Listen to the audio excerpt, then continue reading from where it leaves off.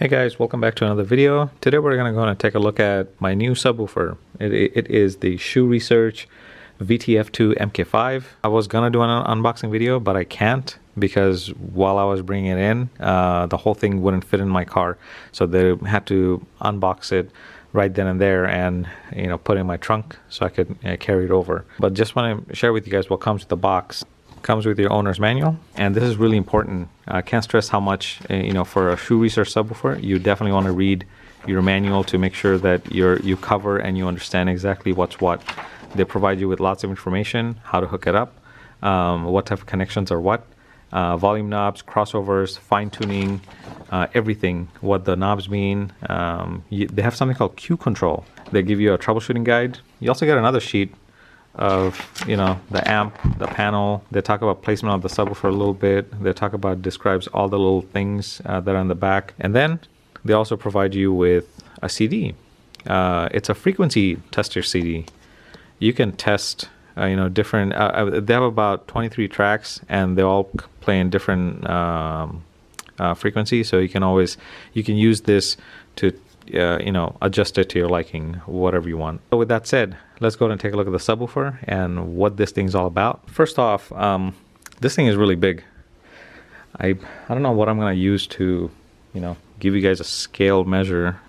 There's an apple and a banana for scale. Now you're just looking at it from the just the front of it. If I were to turn this thing on the side, let's do that. I mean, you can tell that thing is pretty massive. This thing is in dimension. Height is 20 inches. Your width, which is all this, 15 inch, and your depth is 22 inch. So definitely, it's not a small package. You need the space to put this thing. For one, I put it in the corner of my living room. So along with the 12-inch woofer, you also have two ports in the front. The ports are important. They're just not for show. You can keep one open or keep one closed, and you'll get different frequency. So depending on what you want, that's what that's for. Sub is named VTF-2 MK5. The VT is really for variable tuning. I don't know what the F2 and MK5 is. Maybe that's just a model number they picked. Like I was saying, it has the ability to let you customize the frequency response that you get out of subwoofers. So this thing can go as low as 18 hertz. To get a better look at the back panel, I'm just going to go over all the things that I see in front of me. So one, you have the high level input. Then you also have your RCA input. And in there, you can either use the red and white RCA, or you can just use LFE. That's also available to you. Then you have the volume knob, your phase knob. Then you have another knob called operating mode, your Q control, your frequency response, your crossover. Either it's from you're managing the crossover using the amp, or you're managing the crossover using your receiver. Then you have the off, auto, or on button. This sheet is really important, the one that they give you. It goes over everything that's in the back and all the details and what they mean. But I'll point out a few things that are not very common across other subwoofers that I've seen, and we'll just talk about that a little bit. Everything you see here, you've seen them before in other subwoofers. Most subwoofers have it, like Cliff subwoofers, for example.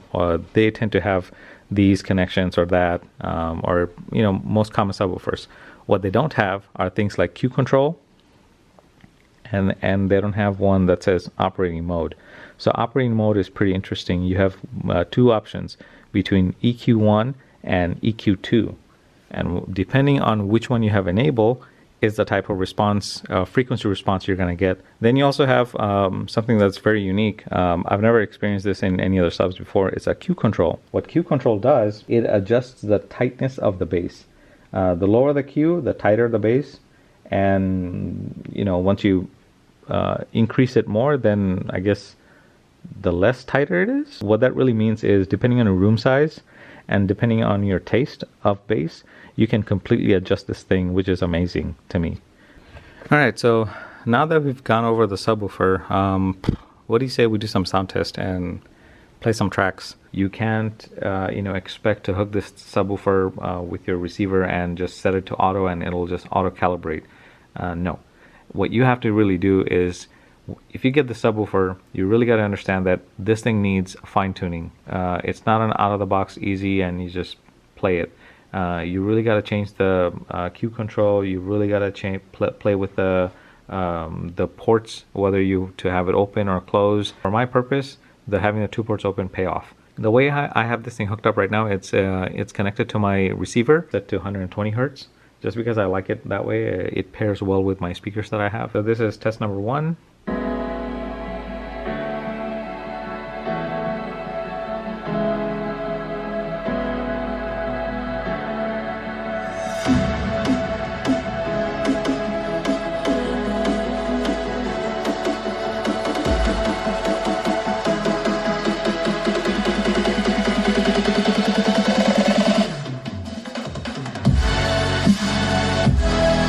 That sounds so good.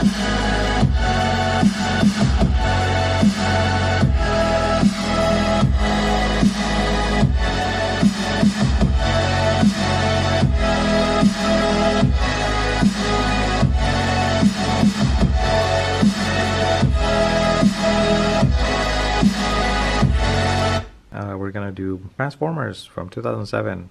This is a scene where Blackout, he comes out and he transforms at the airbase. Very good sound effect.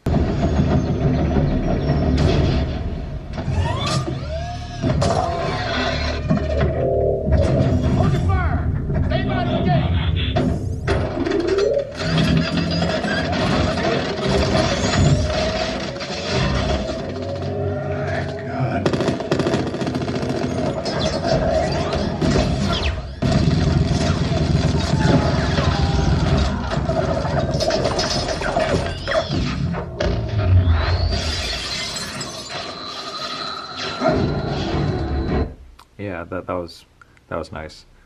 Let's do one more music and then we'll call it.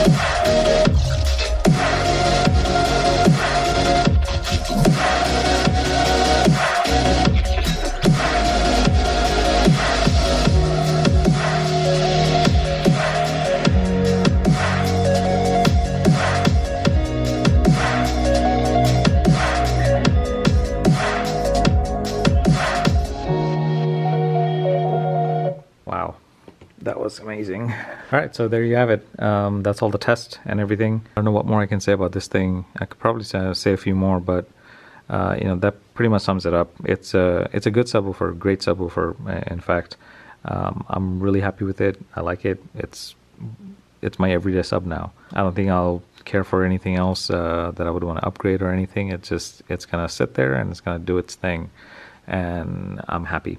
If you've been thinking about a shoe subwoofer and you're thinking whether, how it's going to sound, what it's going to do for you and your living room, I definitely recommend it. If you have any questions about the sub, let me know. If there's anything I can help answer for you, happy to do so. And I'll see you guys on the next one.